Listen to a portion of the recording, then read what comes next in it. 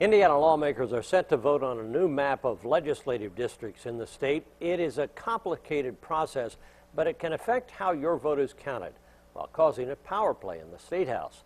News 10's Joe Ostrowski has our report in tonight's Political Watch 10. This is Ellettsville, which is strong Republican. For Indiana political veterans like Vern Tincher, these are Democrats here. Is the hottest reading around, a map of the state's proposed legislative districts.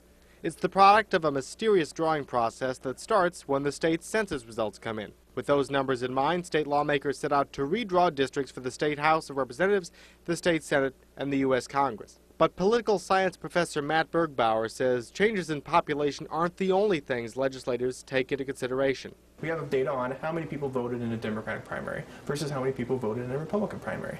And that data could be advantageous when it comes to drawing legislative maps. Advantageous because the party in power could divide up areas where the other party is stronger, and that could make it easier to win elections. It's a process called gerrymandering, and Bergbauer says it's something that's typically frowned upon. Republican leaders say they avoided the practice while putting these maps together. Tincher isn't so sure. Start analyzing the districts.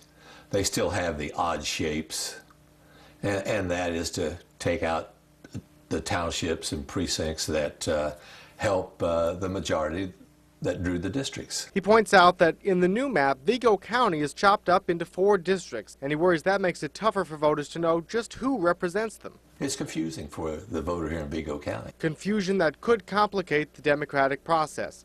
In Terre Haute with photojournalist John Tim, Joe Ostrowski, News 10. The new legislative map still has to be approved by the Indiana House and Senate, just like a regular bill.